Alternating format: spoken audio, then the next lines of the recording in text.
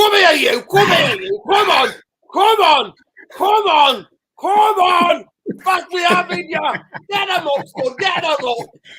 Deuces up. Deuces up. What having it? Rich is here. What having it? It kicked off. It proper went off. But that referee, that absolute referee, though, bro. I'm not gonna lie to you. First of all, I'm not a person that ever moans about referee. I don't know if you've chatted to me loads about football, Rich. I'm not a person who always thinks Man United should never leave it to Matt. It's the old school way, the way that Fergie would educate us, right? Back in the day, there was a cease mentality. Never leave it to the referee, right? But I swear to you, today, that referee, bro. Every time one of your players went down, Rich, it's like an automatic free kick. Every time a Palace player hits the deck, free kick. And if it was the other way around, I would be so honest about it. I have been in the past where I'm like, wow, the ref is giving us everything. I'm there, you know, when you're watching a game, you're like, what's going on here today? Ref is giving us everything. Bro, obviously, big up to you. Big up to everybody. Please smash a like on the video. Subscribe to the channel if you're not already subscribed to the channel. Hit the notification because it lets you know when we're in the next live, people. But big up to my brother, Rich, Eagle Eye Football. Make sure you go and check out their content. There is so many talking points. So many talking points. I'm telling you, so much to get into. But I'm going to have to start with the ref, Rich. Because he gave us the penalty early on when the VAR gave us the penalty. Because Hughes' hand, it's not down here, innit? It's right up. So you just think, you know what? If the arm's up that way and the ball hits it, is almost. Yeah, like, I have no complaints. I was just annoyed that it was so early in the game. Like we don't have a chance to settle. You know, it's just an uphill climb from like the 6th minute on. Yeah, but it was weird because it was like our first or second proper, like when we got into your box area. You know, our proper first. Yeah, because we started off quite brightly. Yeah. So that's what it was. So, hold tight, Logan. I don't know what's happening with the chat. Oh, everything's slow motion tonight, people. Hold tight, man. Hold tight. It's a better version of Brett. Yeah, man. He got stuck in there, man. I'd love to know what you thought of him, bro. But yeah, big up everybody. Big up Therapy. I mean, listen, let's get into this. So, that comes. And then ever since then, he's like, oh, damn, maybe we should not have given that penalty. So that means that Palace get everything. Honestly, that's what it was like, bro. I'm telling you, in that stadium, it was like that. I was like, what the hell is going on here? Every time one of your players touched any part of their arm, their backside, their back on the grass, right, free kick. I've never heard Old Trafford in a long time being that frustrated, like super frustrated. So it is crazy. By the way, it has been a fantastic weekend, people. Scousers got absolute dunked on. Hold tight, Wolves, because I used to think Wolves would dunk on us. Chelsea big spenders got absolutely silt last night. Arsenal then go up there, and there's now 5 points of difference. Arsenal there with their big, you know what I mean, big Charlie boy, big, like, you know what I mean, what having it. Get down there, and guess what happens? They get absolutely Sean Dyche, mate. Sean Dyche. They got, and you know what? It had to be a former Burnley player. Burnley manager comes, and it had to be a die-hard Burnley guy. Does that. So that's a 1-0. And then Newcastle think they're on to a home winner. David Moyes and his team come up with an equalizer. And you know how it is. You know how the rest goes, people. You know how the rest goes. So it's been an incredible weekend for Manchester United in terms of where we are on this. But now we're out without Casemiro with 3 months. Before I get to the red card, bro. So the game, I thought for the first half an hour, I thought we controlled you. I thought we could have created more chances. I thought you defended really well, though. I've got to say, you defended really well. And we just didn't have that last pass. We kept picking the wrong pass. Like, for example, Rashford is central. Bruno, we pressed you really hard. I like the way we pressed you. We won the ball back against you a couple of times. And then he wants to give it to the horse. I'm like, Bruno's there. Why do you want to go that wide out? That wide out to give it to somebody, that wide out. Why don't you just give it to Bruno? There is in front of it. So we kept picking the wrong pass. But and then everybody around there kept telling them, listen, Man United need to score. We need to score again because 1 goal is not enough. What did I say last night? 1 goal is not enough to beat you. I know you guys. You are our bogey team. I know you. I know Palace when they come to OT. We've not beat you in a fight. That's the first win we've had in 5 games, home or away. So it tells me we've had 1 win in 6. That tells me a lot. 2 losses, 2 draws before that. So it tells me a lot about where you are as a football club. But we didn't.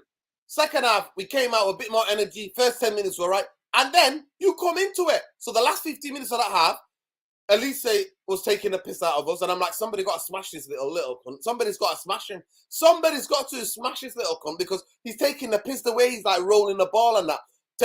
Sending people down these dark alleys into the corners. I'm like, what is he doing? So anyway, second half starts.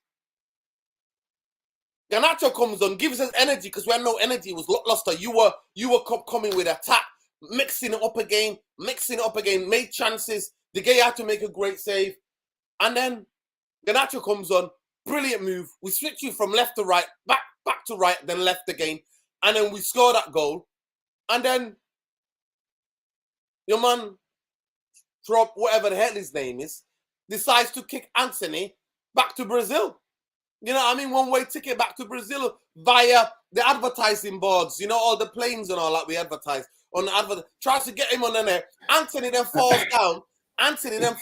Ricky.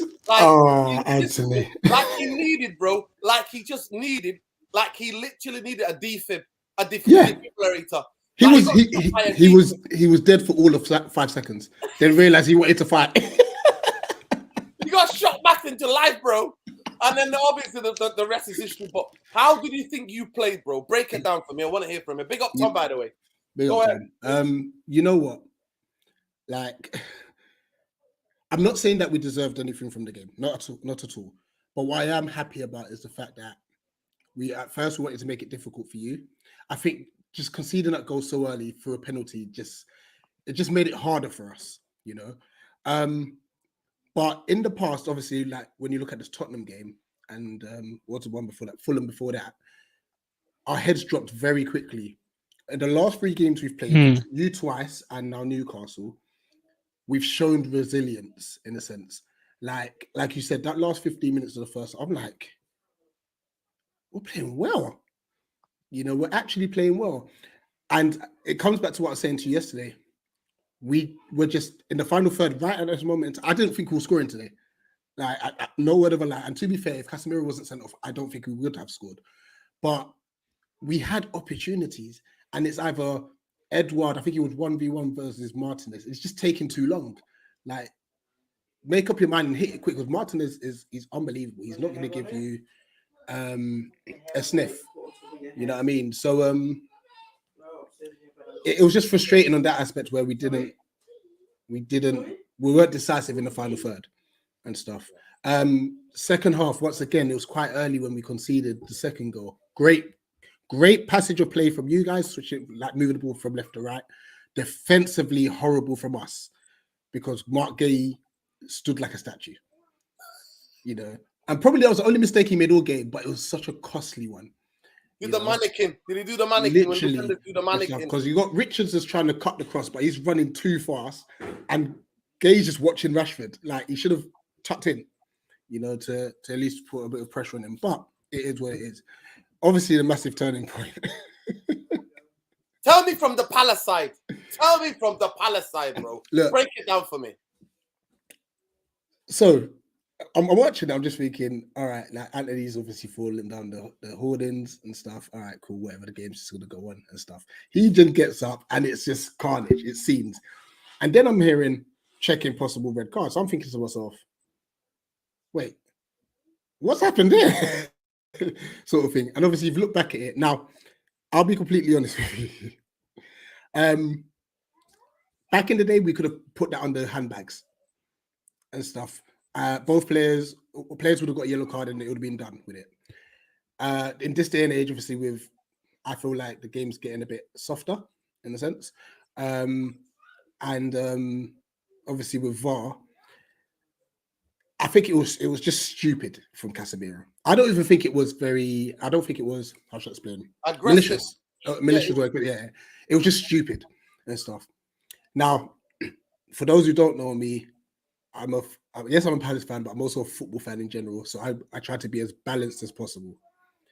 Jordan Ayew himself, if Casemiro was getting sent off, Jordan Ayew should have been sent off as well. Now, don't get me wrong. I'm not saying it because I'm thinking, yes, get Ayew, this is 3 games, get it. No, it's not that.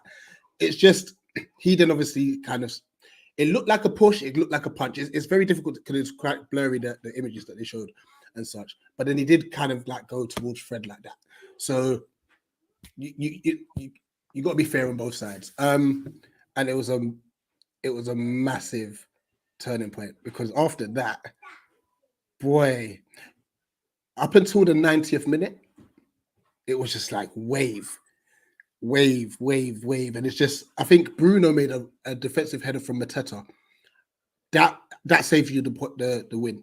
What a defensive header that was, you know. And then afterwards, when it hit the 90th minute, I think Rashford went down. And it kind of just slowed our momentum. And then the game management from your side, incredible. The fans, bro. I said the man of the match was the fans. Old Trafford, 70,000 people in that stadium literally said, you're not doing it to us again. And I'm telling you, man of the match goes to the fans won it. And if you don't believe me, go and check Instagram what Varane said. Varane said the fans got us over the line. And if you were in that stadium, everybody and their nan was up. Everybody was up because that refereeing, please, bro, please, I beg you. Andre Mariner has got a history with Man United. If you don't fucking know, then go and research. That guy is the biggest prick ever. He is. I don't go in hard on referees. Tom will tell you. Busby will tell you. I don't try to talk about referees because you know what I think? Man United should never leave it to the referees. That's what I believe. Don't leave it to the referees, right? It should be. I'm always like, when United fans moan about referees, I'm like, listen, we can't moan about it. We didn't create enough chances to win the game, right? When people were talking about that penalty for McTominay in your ground, yeah, penalty. I'm like, oh, Man United didn't create Jack in the second half. I don't want to hear it.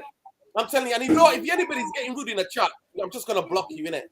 Right? At the end of the day, Rich is a fair and balanced Palace fan, and he's here to give his side of the story, to give his side how he saw his team play. So if you're being disrespectful, then you just lower the low in it, and we don't need you in the community. We don't need you.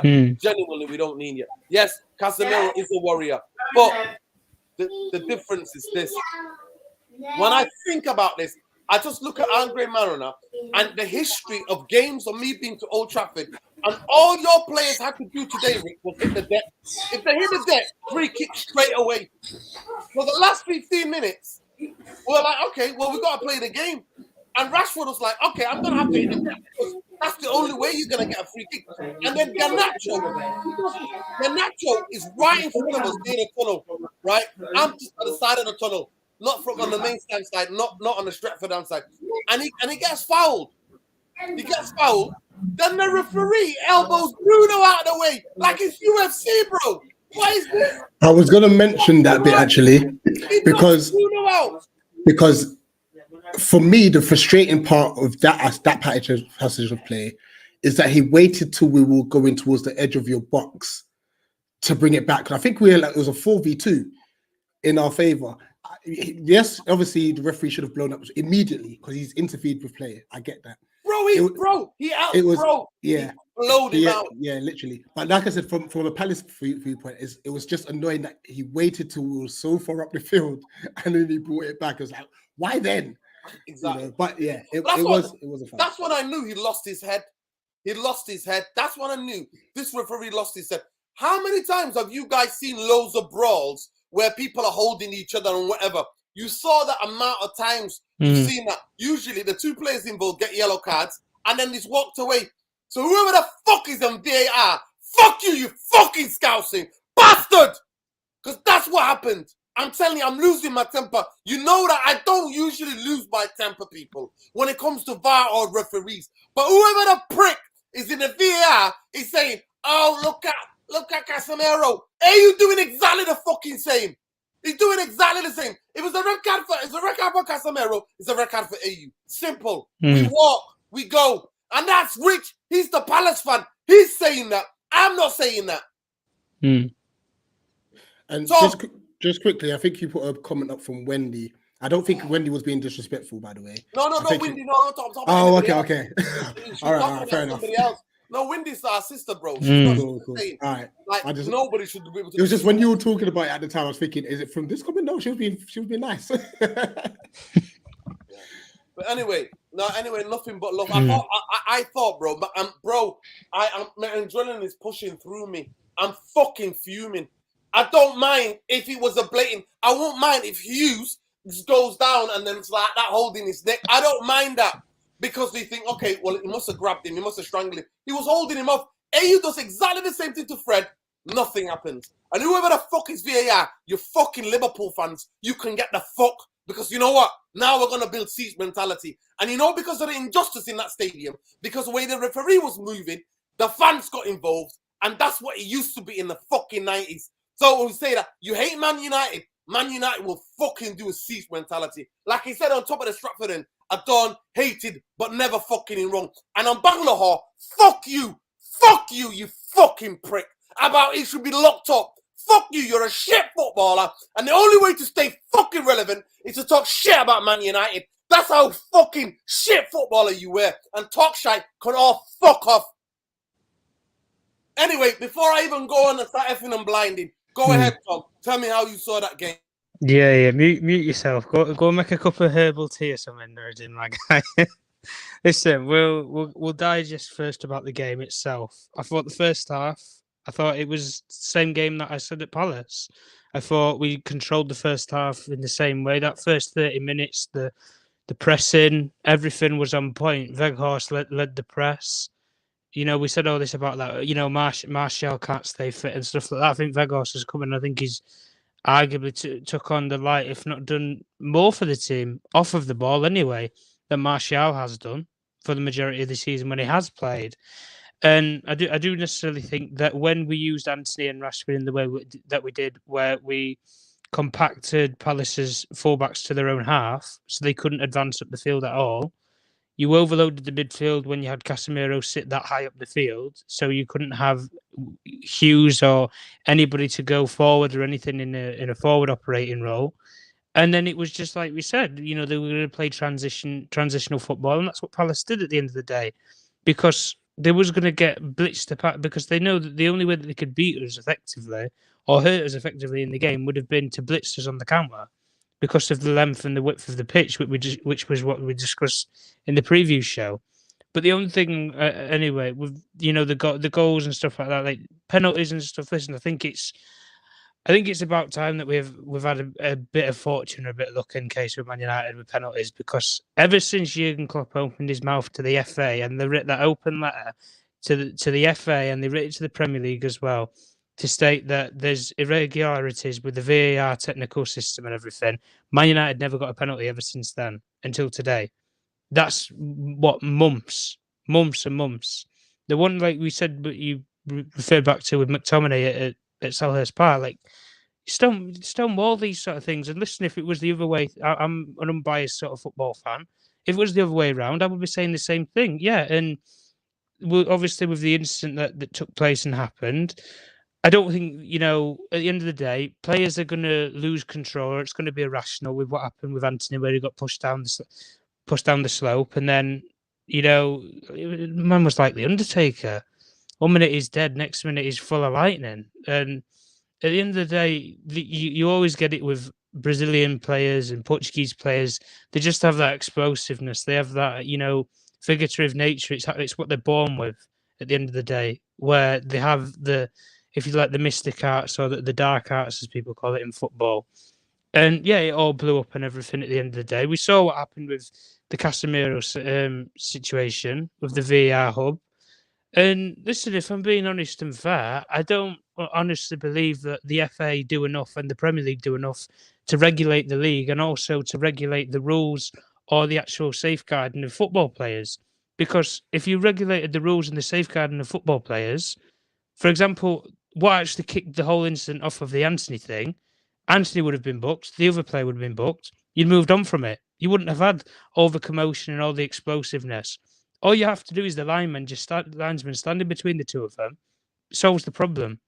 But the linesmen and all the officials, they eject themselves from the situation. They basically let it happen.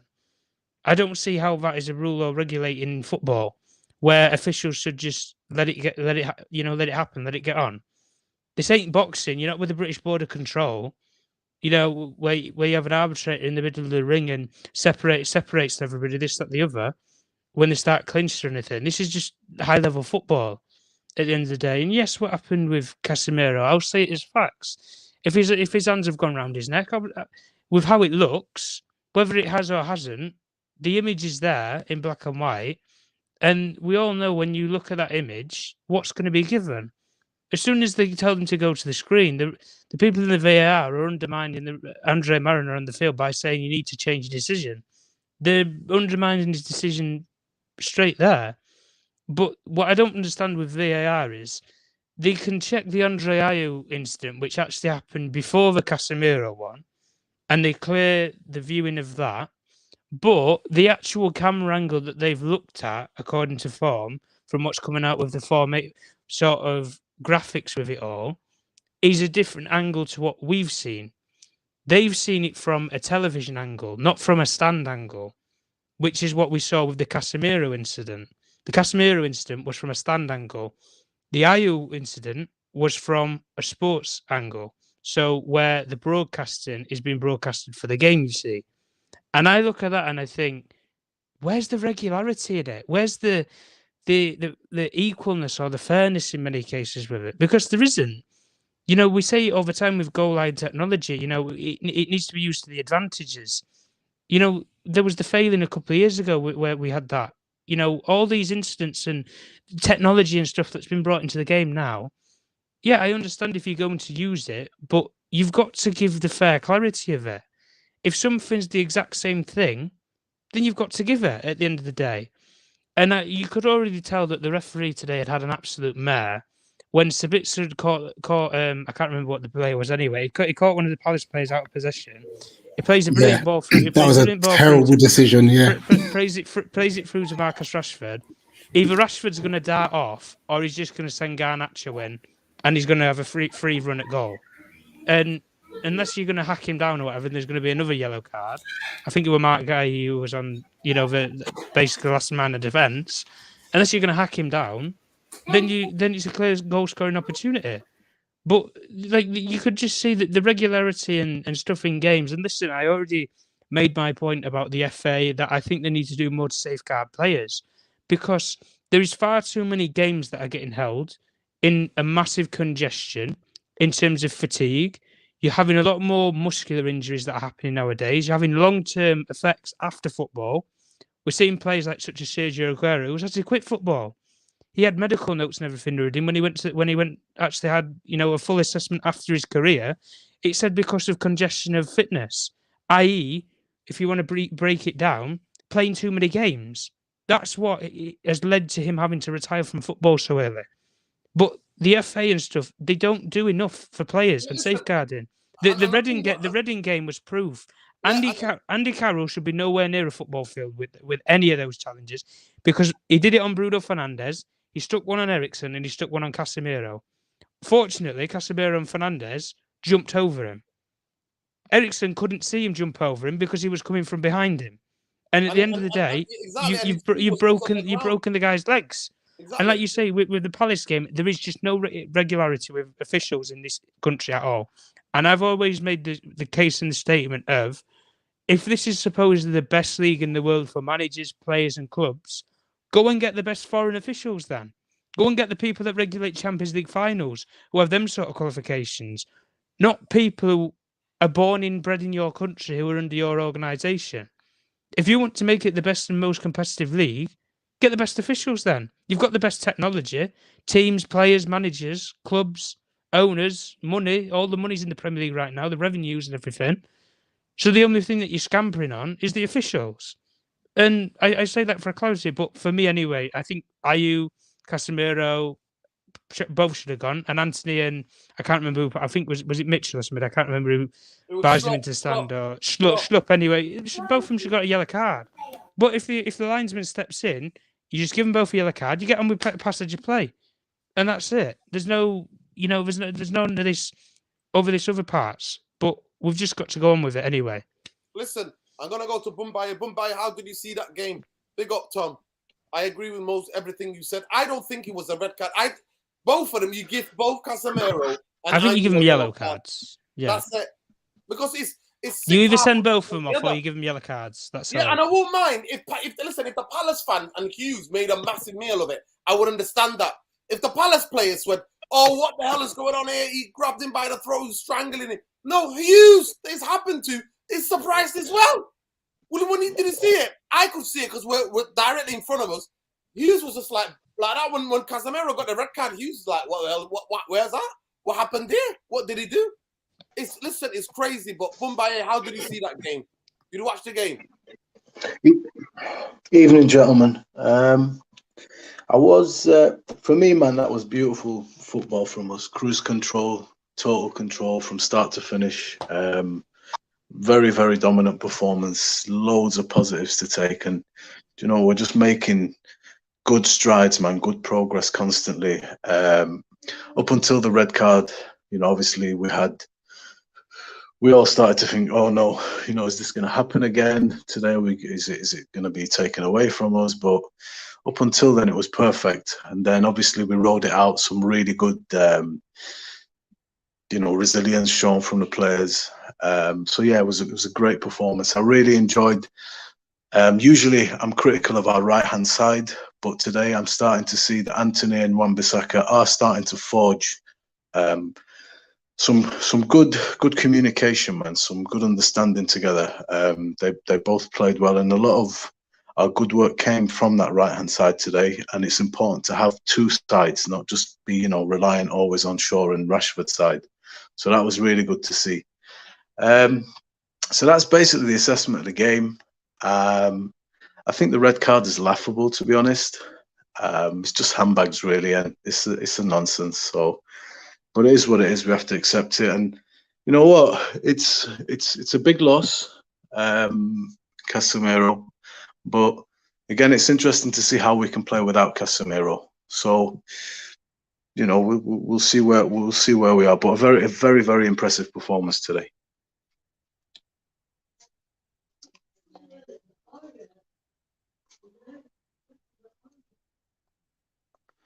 Yeah, that's it. Yeah, just to add to that obviously those last, I believe, 15 minutes. I was saying to Nuruddin before we started, I think the last 15 minutes, that was our chance. Martinez for you guys was unbelievable especially in that passage. He was just no nonsense, taking everyone out, you know. And you know what, Hamida, he whipped a crossing which Bruno, I think, he just put Mateta off. That was so important, because I think if Bruno doesn't even attempt to jump, that's a free header for Mateta. I think that becomes 2-2, you know. So Bruno did excellent defensively and the aspect. And then I just feel like your game management towards the end, like the clock management, you can call it time wasted all you want, but it's, in my opinion, it's been smart. You know? The ball will go off the pitch, Luke Shaw's walking away from the ball, is like these little things that just take away time from the clock. And I think you managed injury time very, very well, I must say. Yeah, well, there was that last like sort of chance towards the end, wasn't there? Then there was obviously it came to it, and then the ball went out of play, and then it was like 96 minutes. And then you already know by that point the game's already done and just it's already gone. You just boot the ball up the field, and then that's that job done. But no, I looked at anyway from the assessment of the game. I looked at it and I thought, effectively, the game was done and dusted at the 2-0. I didn't really see any way back in the game for Palace, effectively, apart from when obviously the red card had happened, because it's going to spur them on. There's a lesser man on the field, but you're going to have to cover over the tracks and everything. And listen, I think it shows with our manager, effectively, that he will do anything that it means to get the win. Bless him. Alejandro Garnacho came on. I don't think he came on for 20 minutes, and he brought him back off because he needed to stick on 5 centre-backs, or four centre-backs, and then he had 1 full-back and played 5 at the back.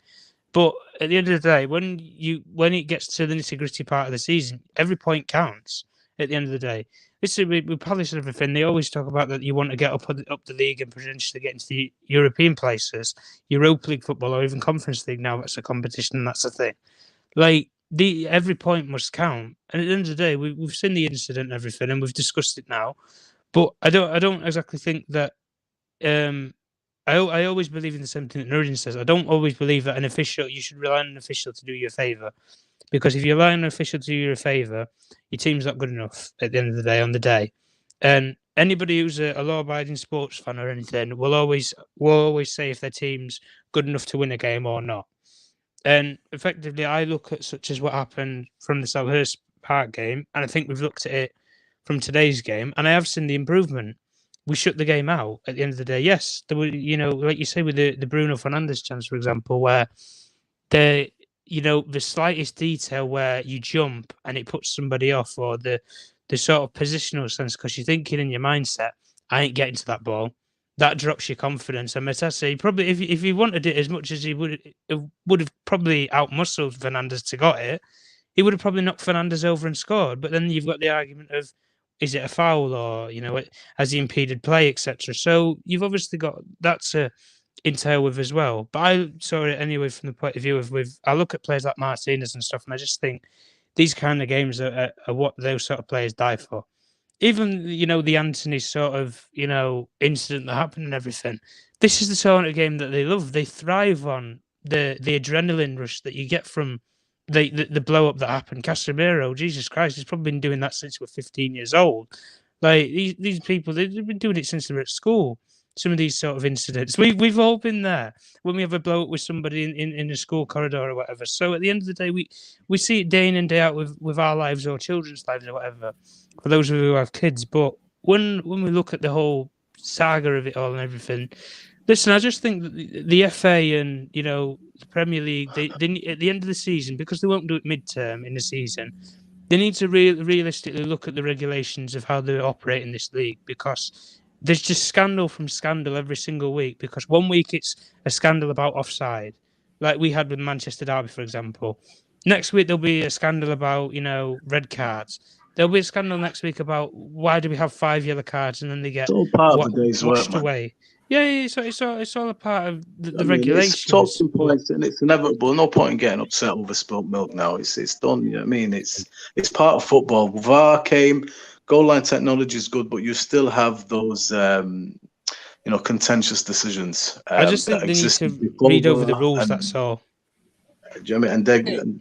And they will exist even during VAR. Listen, Busby, do you think that was a red card?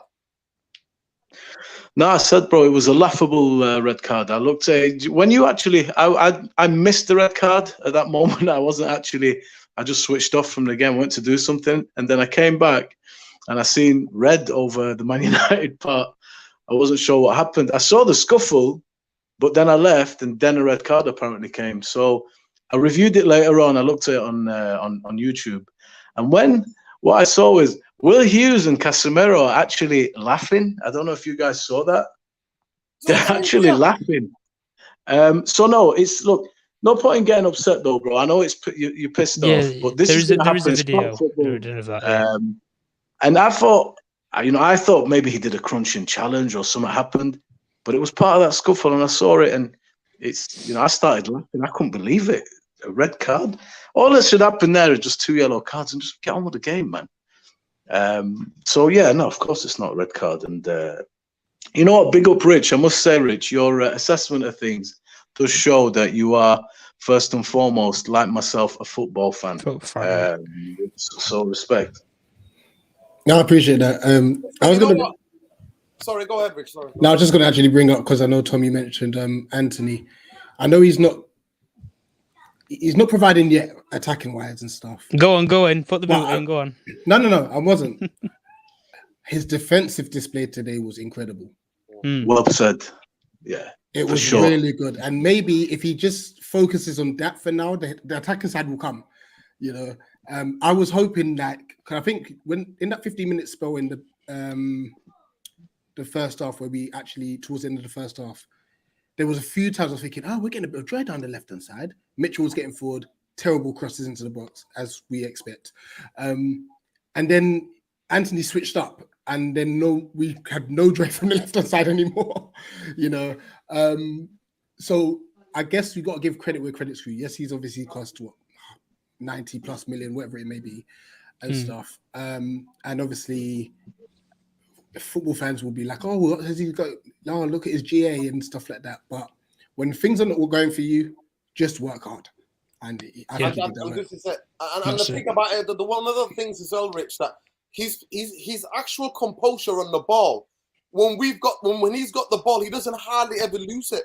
You have to foul him to get the ball off him. And there was a foul on him today.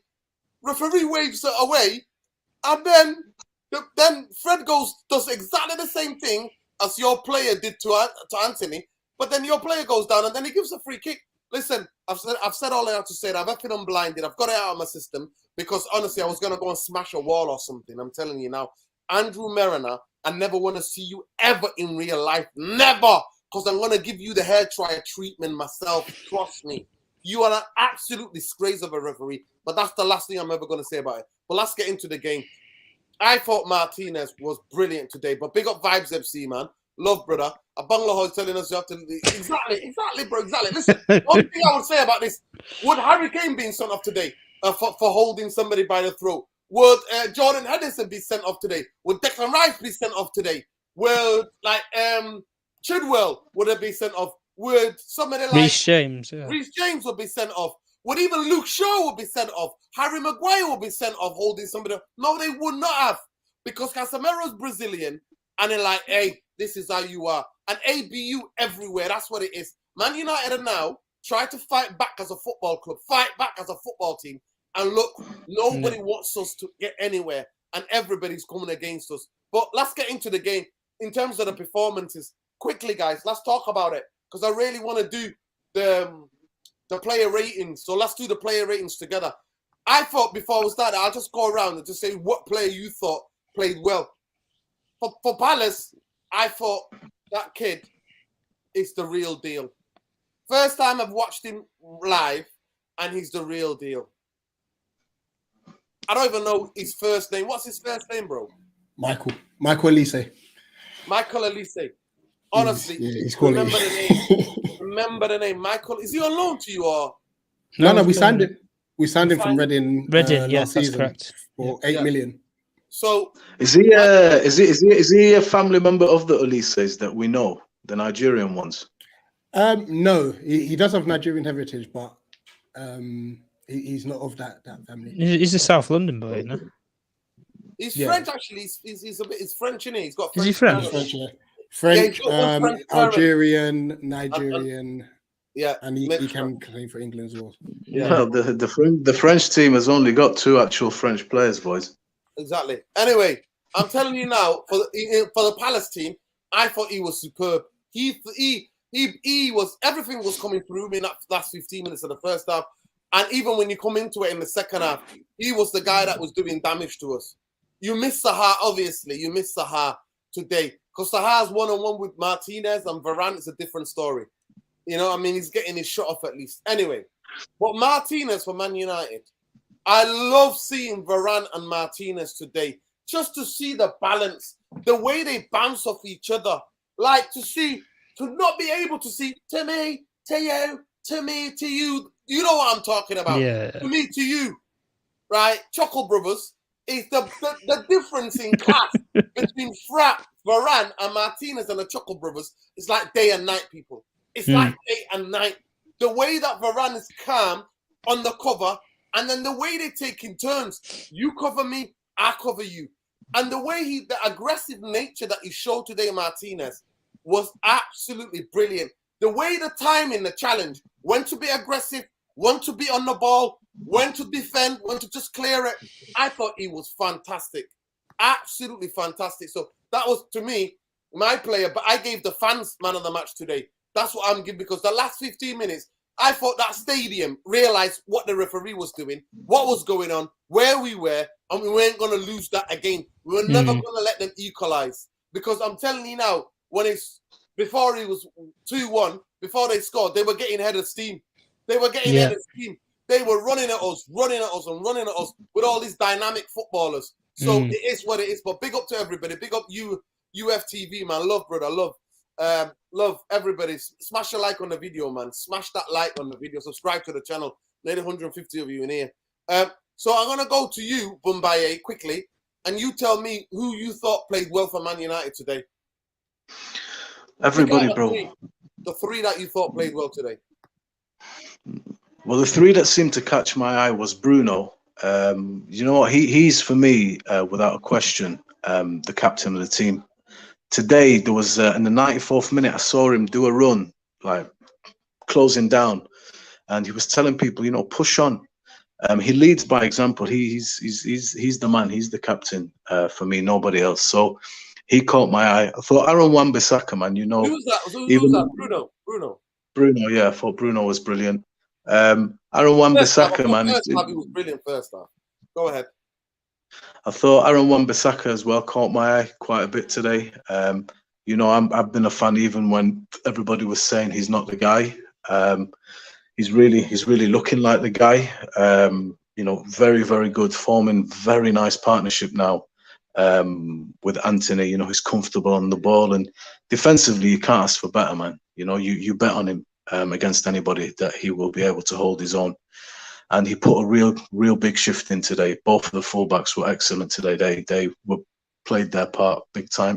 And I thought Martinez as well. I thought those three today were the ones that caught my eye anyway. I thought Martinez, man, he's worth every penny. And as Rich put it, when you know the going gets tough, he's there, man. He's solid. He's so dependable. And on the ball, he's brilliant on the ball. You know, he's passing. He makes the right decisions all the time. He's comfortable, and he's got that, you know, that thing that Argentinian players have, man. He's a very aggressive player. You know, Heinz is his idol, and you can see it, and the team feeds off that. So those three are my three today. But everybody I thought was excellent today as a team. There wasn't any passengers. You know, even the ones that perhaps you want more, like Anthony. Again, like Rich was saying, do you know what? The defensive work, the effort, the endeavour, it's all there. It's all there. This team is going places at the moment. So, yeah, that's for me. All right, Rich, tell us who were your best three players today for Palace. Obviously, Michael Olise. Definitely had a sound game. I prefer him as a winger, but Vieira trusts him in that 10 position, and I think if he bulks up a bit more, I think he's going to be unbelievable in that position. But I just think he's a bit lightweight. But the quality he brings on the ball is second to none. I'm going to give a special mention to Jeffrey Schlupp, who normally gets a lot of stick from my fan base and from me too, because I don't feel he's a centre midfielder. But he played on the left wing to start off with. Then he went into the 10 role, and he just kept driving with the ball, you know. And he was a lot more positive. He pulled a save out of De Gea in the first half, which nearly went bottom corner, and he was just a lot more positive today. So it was very good to see that. Third player, it's a tough one. You know what's crazy? It was a substitute. I thought Hughes got on the ball. Funny? I don't think he had a good game. I thought, you know, when you had us, I thought in midfield against Casemiro, Bruno, and Fred, it was difficult at times. I thought he won the ball. He got into it. He started to do the dirty work. Do you know what I mean? Yeah. He was scruffing, fighting about. He has got that about him. He's probably one of the only players. But I was actually going to mention Sambi Lokonga. Yeah, when he came on. He looked very tidy. And I was like, yes, this can work. Him and Doucouré. Oh, speaking of Doucouré, how did you find Doucouré watching him live? I thought it was really good. I thought in that last 15 minutes, in that first half, I thought he came into it. Second half, I was just thinking, how is he getting off how is he covering this much ground and helping your centre backs? I'm like, where is he? How many of him is there? You know what I mean? I was counting how many of him is there. And this is why we've been screaming for another midfielder just for help. And I think Sambi Lokonga could be that guy. Honestly, he came on and he was just so composed in the middle of the park. Yes, obviously, you were down to 10 men, which helped, but it's just nice to see someone who was forward thinking and composed on the ball. So, yeah, those are my three. Olise, Schlupp, and Lokonga. Tom, who's your best three for United? Who do you think the best three for United, other than the fans? By the way, could you hear the fans? Could you hear the United fans asking for everything and the noise they were making and how they were encouraging the players in the last 15, 20 minutes? Could you see that? Yeah, you can always hear it in Old Trafford. We've heard it ever since the Brighton game at home.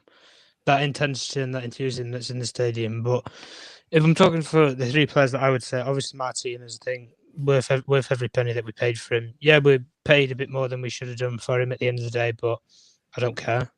I don't care. Honestly, he's paid that off already. How much is he worth He's now, unbelievable. How much is he worth now? Oh, if he ain't 100 million, 150 if he ain't 100 million, mate, then you can get lost. He's incredible. Real Madrid want to come calling or something, mate. You're going to get the checkbook out. That's all I'm going to say. But no, I just think like just him and Varane, that the partnership that they built up, like, and Varane would be my second one anyway. The partnership that they built up, even at the World Cup final, for example, the humbleness in defeat, for example, and the how can I say it? Like the bond that they've built, the partnership that they've built. We always said before that we had to find somebody who would fit Harry Maguire. We always said that, and I was one of the people who said maybe we have to fit something else. Maybe we have to find a different partnership apart from Harry Maguire being involved in the equation. You need that character, that wildfire sort of player like we had with Nemanja Vidic for all them years. You need that player who's going to do it. You need that player who's going to screen, who's going to be maybe more of the smart thinking sort of player who can cover areas like a Rio Ferdinand used to do and be that aerial presence. That's Rafa Varane for you. At the end of the day, you don't win 4 Champions Leagues for now. At the end of the day, and final one for me, I would give a special mention for anyway at Man United. I've been really, really impressed with Wout Weghorst, if I'm being perfectly honest. I think what he does off the ball for us, I think how he leads the press, it's a lot more direct. It's like more direct. It's more organised when we're leading from the front. And you need a player who's going to do that, and we finally got one. But we're going to have to wait and see. But Olise for Crystal Palace anyway. To say you bought him for 8 million from Reading, like he honestly he will be some player. Trust me. The way he's so direct. We already saw with the free kick and stuff. Can take free kicks. He's direct. He runs at people. He'll cause you problems. I wouldn't want to be a fullback and take him into the box with me. Put it that way. I'd probably give away. I don't even think I'd probably get the ball from him, if I'm being perfectly honest. Yeah, there was one that I was screaming at the computer screen though. He was 1v1 with Luke Shaw. Sure, yeah. He cut in, and I was thinking, oh, he's gonna whip this in, and then he decided to do the roll over his foot, and Shaw read it. He wanted to go on his right hand side. I was like, no, and he said, shoot, he had him and stuff. But that will come with. He's only 21. Yeah, he's only 21. So at least he's got a long career ahead of him, and if he gets more progressive, he might work with better coaches who can work on those sort of things where you cut inside and you play that style. I know a perfect team that I would say for him to go and develop it would be somewhere like an Ajax, for example, where they have in the Eredivisie, you play direct, you play cutting inside, and you practice on those things. That's why, for example, Anthony, that's all he can do is cut inside. He doesn't know anything else other than that. So at the end of the day, with someone like Olise, for the price that you paid for him, the core as well. Listen, the sort of recruitment and stuff for some of the players, at least anyway, it is scarce to believe. You've had what's the centre half, Anderson as well. I know he obviously hasn't played as well. Richard, who's come in his place as well. He's brilliant. The American kid, he's brilliant. Listen, these little deals and stuff that get over the line and stuff. Sometimes it takes a game where you just look at a player and you think, there's something there. I had that reality check when I watched his last season against Brighton, and I thought, listen, Moses Caicedo I knew was a good player, but I didn't know he was that good when he teared us apart. And that's what I thought with Olise from this game, and even from the game at Selhurst Park, where they caused us problems as well. But no, I think he's a brilliant young player, and I think if Patrick Vieira's smart, I think he'll wrap him up in cotton wool, and I don't think he's going to just let him, if you like, unleash on the league. You've got to manage him, because players will have kick outs at him, and then that's when you'll get injuries or muscular tears and stuff, and then it'll hamper his career. Yeah, I mean, you mentioned obviously coaching. Now, we've let Sean Derry go, and there's rumours that Dennis Bergkamp's going to come in. So Wow. Getting someone of that caliber will be, No. and we've been talking about like forwards, like that's going to help us massively, and I'm sure Olise will definitely benefit from learning from someone like that. Oh, totally. That'd be amazing, yeah. To have the Dutch master instead of Dennis Bergkamp. Let's get into it, guys. Let's get into it quickly. Tom, come back if you can. Let's get into it. Let's get into this. Richards came on for Bayern Munich. Came from Bayern Munich, yeah, he did. Man United weakest links lately is the fullback Shaw and Wan-Bissaka. Oh, okay. You know what? Everybody's got their point of view in it, but let's go. Rich, actually, as you put your United head on and see who played well for United. Obviously, you've seen us in it. So let's start with David De Gea. I thought he made 2 fantastic saves. I think we get a 2-2 draw if he doesn't make that header save and the shot from Slump in the first half, which was awkward, by the way. Really awkward shot. Guys, there's only 200 of you in here. Please smash a like on the video, subscribe to the channel if you're not already subscribed. Make sure you go and check out Eagle Eyed Football, because to hear that, I always go and check out the opposition fans' channels to see how they see the game as well. Because you just don't want to. You want to be open-minded because they'll pick up on certain things. But I thought David De Gea for me today was 6.5. He didn't have that too much to do, but when he was called up on, I thought he did a really good job. And the goal wasn't his fault. So yeah, people are really generous. 7, 8. At the most, I'll say 7 for the 2 saves. 7. But I don't know about 8, but 7. Rich, how do we say about David De Gea? Yeah, I'd say a 7. Like I said, I felt like we need to get our shooting boots on. I don't mind if we just take shots and miss the target. We just need to shoot. We're trying to walk the ball into the net. But the saves he did have to make, especially Gay's header. I mean, I know we scored straight afterwards anyway, but that header was that save was unbelievable.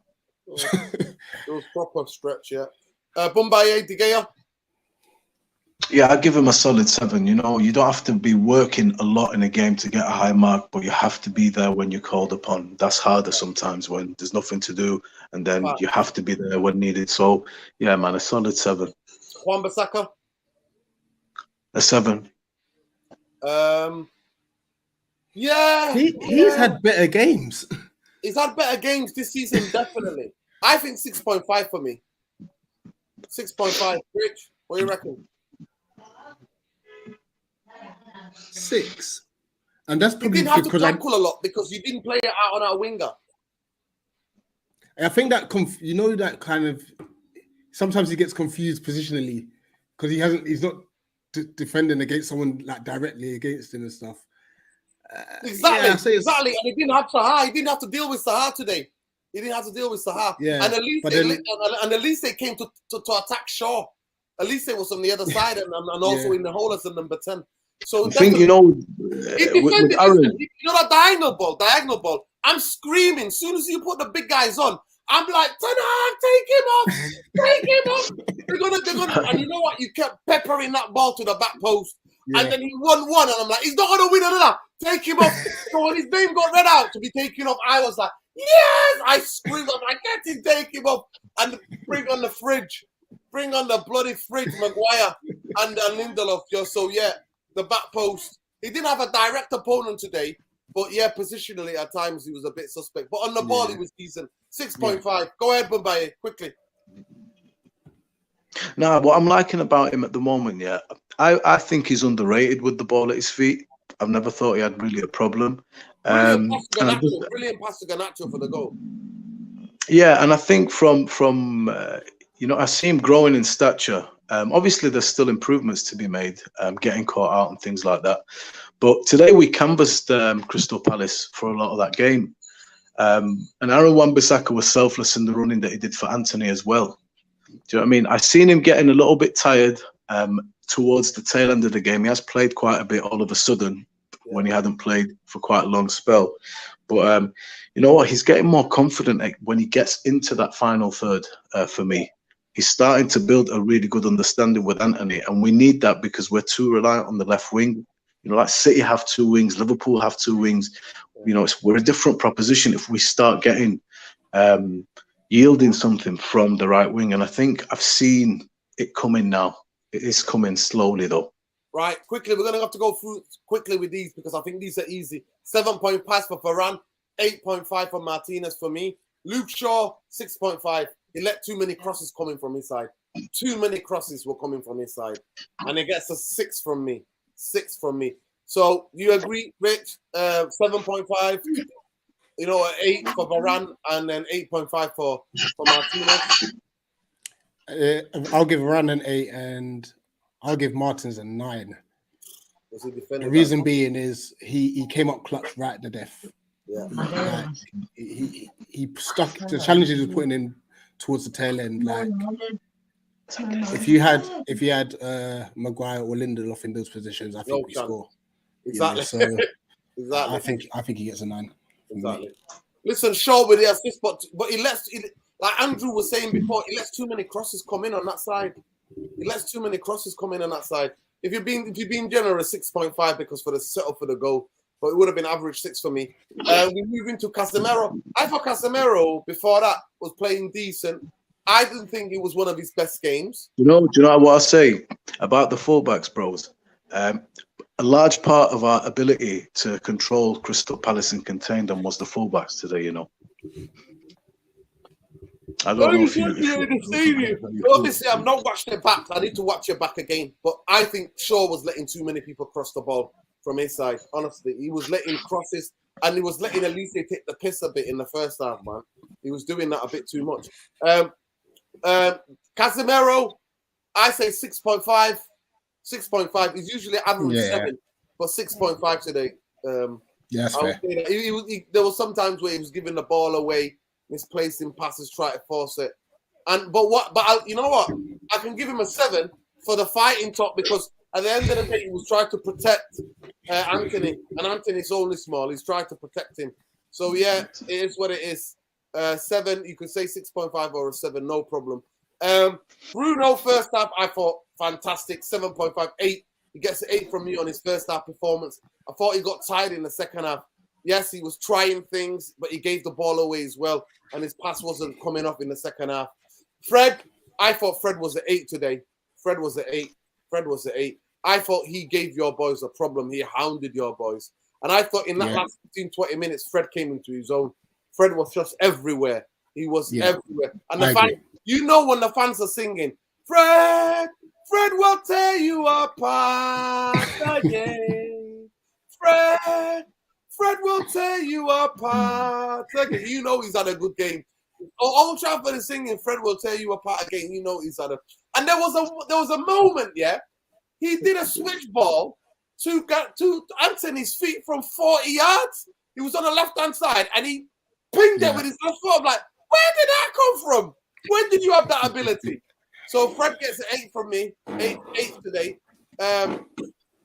Like I said, Bruno, on his first half performance, I say 8, but you know what? 7.5, we could drop him to maybe. I thought Anthony, defensively today, 100%. He gets a 7. Defensively, he gets a 7. He shut he shut it down on that side. Helped that one, but Saka did that. Rashford, I actually think Rashford didn't play that well today. I actually didn't play it, even though he scored the goal that's won the game. I think Rashford, to me, for the goal, is was a 7. But he wasn't a big threat. He's usually Kleiny did a very good job. I'm not saying that he had him in his pocket, no way, shape or form. But I think But you know what it is? We weren't getting the ball to him quick enough, Rich. Yeah, that's probably it. Yeah. It allowed Klein the chance to settle, because I was worried about that. Yeah, we weren't getting the ball to him. So what do you guys? What do you think about Anthony today, Bombay, defensively? 7.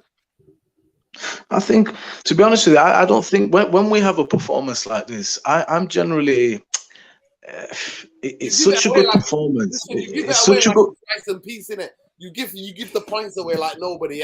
Everybody gets it. Bro, I do. You can say that because, bro, this is a collective team performance today where everybody is doing their job. And some people will be more involved depending on how the game goes. Some people might. It's congested sometimes in a game like today. It can be congested.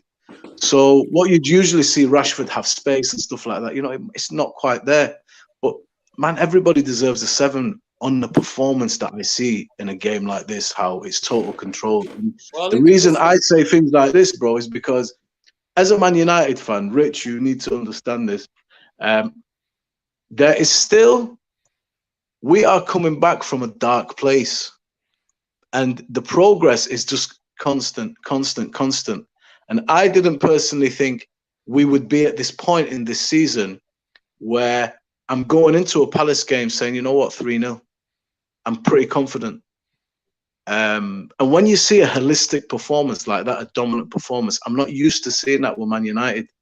So this is something I'm getting reaccustomed to again. So that I'm really, really happy and impressed. And I'm looking forward to the games. All right. And this is why that kind of progress, man, it's like, everybody was at it today. There was no passengers. So Anthony, definitely a 7 from me. I thought even the work, you know what, there is improvement, but he's been better even in his forward work than he has in a couple of the previous games where it was really terrible. Listen, I'm going to quickly say with you, Ahmed Rashford, I say 6.5 at the most today he gets. No, bro, you can't. Yeah, you give Rashford a 7, man, all day long. Solid. Okay, what 7. about Weghorst? How much you giving Weghorst? 6.5 today. I thought he got bullied by Richards today, you know. I thought he got bullied in the air by Richards. He was unlucky with the header. The goalkeeper made a good save. But I didn't, you know what? He pressed really well. He got 6.5 from me for pressing really well. But his hold-up play wasn't great today. His hold-up play wasn't great. And I've only watched the game on the video, people. I've not watched it on TV. Do you know what, bro? They were around him pretty quickly. He's playing in a congested spaces today. For me, you know, the way the game is going. But that guy, I swear to you, I really have a lot of time for him. He does the kind of work that some strikers think. Yeah, that some strikers think is above it, think is below them. But that work, man, is so important. And you know, I'm a fan of his straight away. He's an honest player, and I really, really like him. He fits right into the ethos of my idea of Man United. You know what? He's honest in his work, and he is a good player, and he does allow us, maybe not so much in this game, but what he's able to do is he allows us to breathe in moments by dropping in, touching the ball, and then going again, and he does that often. So, bro, this kind of work for me is very, very important off the ball. So I give him a 7, you know. Okay, Rich, how do you think he played Weghorst? I thought Richards bullied him today, to be fair. Rich, you're on mute. I always do that. I'm so used to having the girl screaming, so I'm normally mute. Sorry. Big up the Queens, man. Big up the Queens. Actually, they're sleeping, but bless them. All 3 of them, actually. I think Richards had a very good game against him today. It may not have been his best performance today. I think I'll give him a 6.5. But I can see what you're saying, Boombaye. What he actually offers you. Like, he's very unselfish. Yeah, 100%. And stuff. And these are the things that you can't really measure with stats. You can't measure it and stuff. So to the outside world who are stats based, it will look like he's done nothing. But when you look at the eye test, he's probably made the assist for the assist because of an unselfish run or hold up play. Close somebody down. Just close somebody down. And stuff like Andrew, you're having a laugh. Andrew Ellis, I expect better from you. It was not a 4 performance. It was 6.5. You need to stop the hating. Stop hating him. It's not his fault. It's Man United and the Glazeonomics, mate. That's why we have players like him. Who else? Garnacho. I thought Garnacho gave us energy. He gets a 7 from me. He gets a 7 because he sparked us. When he came on, Ten Hag knew we had to change the game because Palace were coming into the game. So he came and injected a bit, and he was humble enough not to complain to come off, even though he was subbed. The sub that got subbed don't have to be subbed because of the red card. So what do you think quickly, Boombaye? Yeah, 7, bro. I agree with that totally. 7, right? Who else came on? Sabitzer. I thought it was brilliant, Sabitzer. What do you think about Sabitzer, Boombaye, and then Rich? What did you think of it? I thought he did a brilliant job.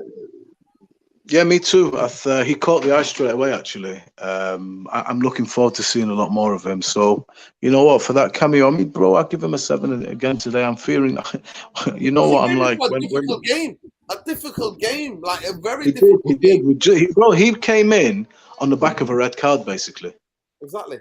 Do you know what I mean? Into a game where it was difficult, and He showed some really good touches, and I'm really happy we've got him. We've done some very, very shrewd business in Weghorst and Sabitzer. I'm very happy. Yeah, with that. Yeah, I think so. Didn't look threatening. Not his fault, as it was the game far from Sabitzer play well yet. Who else came on? Well, Matt Comment. Who came on? Was it? I don't even know if he touched the ball. Maguire came on. Maguire and actually the Chuckle brothers came on, and to be fair, they get average 5.5 because they didn't even touch the ball. I don't think they didn't even touch the ball. It was Martinez. Just on Sabitzer, no word of a lie. When you lot signed him on deadline day, I immediately went, "Oh no," because obviously I knew when Eriksen was out, so I was thinking, what? Maybe McTominay might get a light cameo and stuff. When I saw Sabitzer, I was like, because that guy, he signed him on a permanent. We're gonna. I said it. I called it already. He is an unbelievable. I think the Casemiro injury, guys, at least is going to allow you to really see Sabitzer now. All of us that are interested in it. So it's not all bad, you know what I mean? You mean a red card? You talk about the Eriksen injury.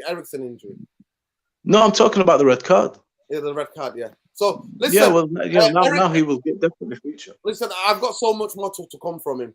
5.5 for those two. Erik ten Hag, quickly.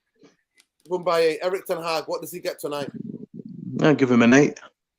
Okay. I'll give him an 8. I thought total control. You can't legislate for a red card, man. The reason we're having a slightly different discussion here is because of a red card that never was, bro. But you know what? He did all right. He brought on Maguire for height. Obviously, Tete is a big guy as well, man. And he's seen it out. So yeah, an 8. It was a really, really good performance today. Yeah, I need to watch it honestly because in the stadium it was just different. You watch a different game in it. So I need to definitely watch something. So I'm definitely gonna watch it. I'm gonna watch match of the day as well. Erik ten Hag, I say 8. Richie, what do you think our manager coped with a red card and stuff like that? How do you think he did? I thought he could have made the changes a bit more earlier for me personally. That's a common theme here, man. What is that, Rich? I'm just saying you saw the game out, so I don't think you could really complain, to be fair. Yeah. And up until the red card, yes, we had, and I'll say half chances because I don't think we got a shot off quick enough. But you were quite comfortable, to be fair. Yeah. Listen, on the fans, what are we giving the fans tonight, Bombay? To me, I'm giving the fans a 10. That last 15 minutes for me was the best atmosphere of how to get the players over the line. Honestly, everybody was stood up. Everybody was chanting. Everybody was going berserk for every challenge, giving the players energy. I thought the fans in the last 15 minutes absolutely realized what was going on. Because for me, when Sabitzer takes the ball, so this here, Sabitzer wins the ball, Rich. You know what I'm talking about. He wins the ball fair and square. Yeah, fair and square, man. We were away. Yeah. It was a fair challenge. But the referee gives Palace, that is crazy. When the referee was doing this to us throughout the whole game, the fans said, "Nah, we're not having it. We're not having it. We're not going to lie down. We're going to give these players. We're going to cheer for every clearance and every tackle and every challenge. We're going to react to it, and we're going to give the players energy." And that's what we did. So big up to the fans. Big up to the fans. What are we giving VAR and the referee? The referee gets minus 100 million. That's what he gets from me. That's what he gets from me. And VAR, that's generous. That's generous. VAR can go and suck your mother. You heard me. Go and suck your mother. That's what you need to do, VAR. That's what you need to do. You heard me right. Chill out, man. You heard me right. I've had enough. I've had enough. Yo, Rich, as ever, can the kids hearing this or what, man? Nah, I got my headphones on, so it's all good. He knows. Rich knows when he comes on here to get the headphones on. Yeah, get the kids off, man. Oh dear. Yeah. Listen, Rich, your boys. How did you think? I thought you played with passion. I thought the referee kind of helped you, obviously, in a bit with the 10 men. I thought you battled. I thought there's a certain bite and fight to you because it takes two people to have a fight in it. So I thought there was a certain fight to you today, and I was quite shocked and surprised how good Olise is, bro, on the ice.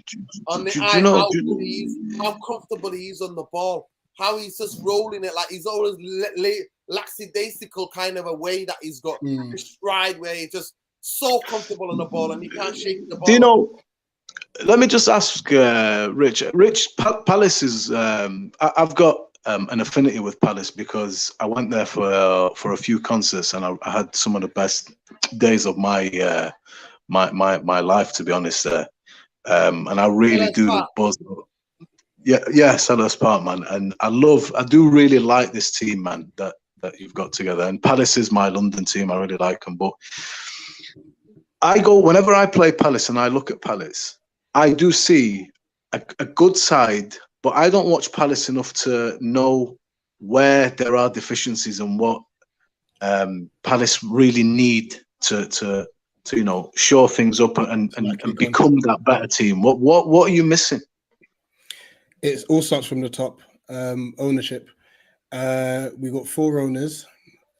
I would say we got 2 owners because one American. Harris and Blitzer, the Americans, they're terrible. Like, I don't even make sure. Rich, tell me about that. But on the pitch as well, I'm interested in like what do you need? I'll come to the pitch as well. Like yeah, I'll come to that as well because the ownership side, it kind of links to the two together. We have got John Texter, he's an American as well, but he's kind of building like he's got 4 clubs. So he's got us, Leon, Molenbeek, Botafogo. So he's kind of like similar to a Man City model and stuff. And hopefully we can benefit from getting maybe Leon players or maybe sending our players on loan to vice versa and stuff. The reason why I had to mention that is because we've been in the Prem for 10 years and we're the lowest spending.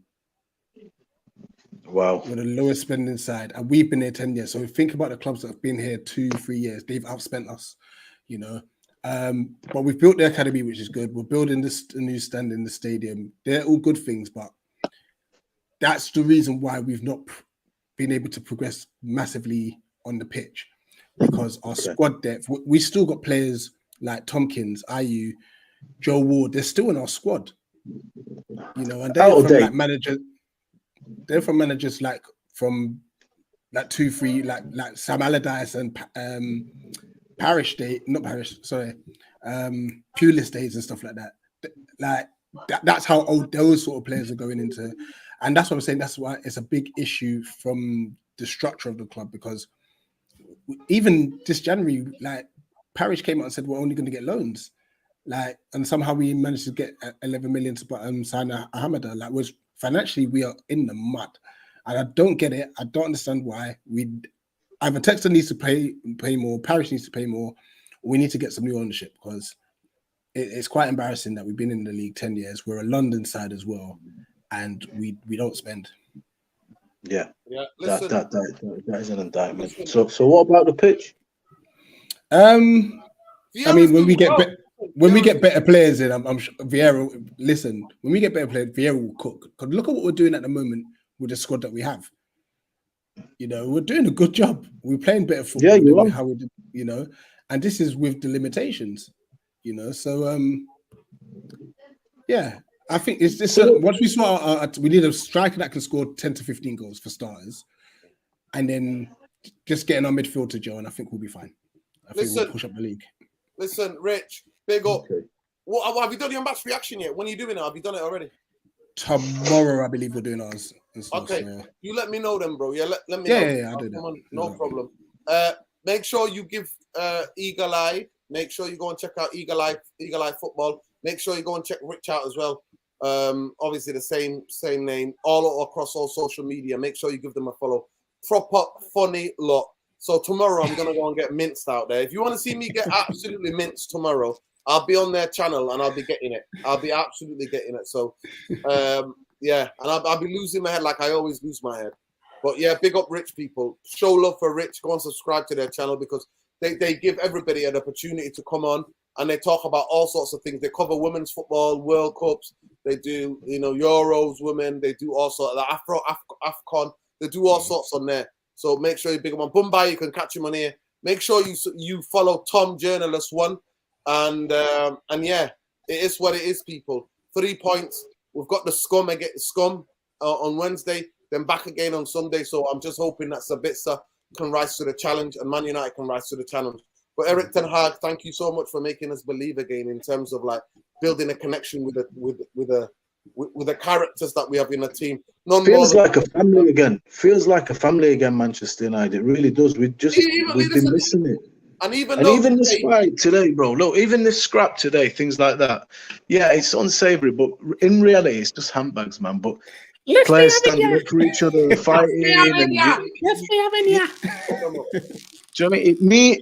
For it to mean something, this is all stems from quintessentially what is Man United for, what most fans of Man United. So it's really good to see. Yeah. And by the way, people, on Monday, it's the anniversary of obviously the Munich disaster. So we always sing in it. Well, we always have to sing. We always have to think. We'll never die. We'll never die. We'll never die. We'll never die. Keep the red flag flying high. We're Man United. We'll never die. And you know what? More than anything, the man of the match were the Busby Babes today. And the fantastic way of Dr. Vieira and Crystal Palace fans for respecting the 1 minute silence. Yeah, it was amazing. Impeccable. Absolutely impeccable. And even when we did the rounds of applause for them to bring the flowers to the halfway line, I thought the Palace fans were fantastic. So it's got to be said, you got to put some rivalry on the picture side and think about the human and all the people that suffered during the Munich air crash. So I'll be there again, like I'm always there every year. Every year, I'm always, if I'm in Manchester, 6th of February, I'm always just by the Munich tunnel, always there paying my respects. And those of you who are young fans, please go and educate yourselves of who the Busby Babes were and why the reason why Man United globally, why we have this reach is because of them. Like I always say, we are the most romantic football club in the world. The most romantic. We rose from the ashes to go and get the glory. 10 years later, Busby, 3 times they read the rights to him. 3 times he was on his deathbed and they thought he was going to die. And he came back 10 years later, first English team to win the European Cup, what's not the Champions League, Manchester United. So please remember that, know your history. Busby Babes, some of the most talented footballers ever came out of these shores, ever came out from Britain. And that's who they were. And if they were alive, if they would have fulfilled their dreams and hopes, Man United, in terms of European Cups, where we would have, how many league titles we would have, nobody would be able to touch us. But obviously, it is what happened. And you know what? Was sad, but we always celebrate their lives. The Busby Babes. That's how it always says. The song goes, we never die. We never die. Keep the red flags flying high. We're Man United. We never die. So please, go, all of you, educate yourselves about the Busby Babes and the history of your football club. But win, lose, draw, vultures out, glazers out, bankers out, Ten Hag in, the players give credit. They hold on, got the 3 points, bring on the scum. Peace, love, light. Take care, people.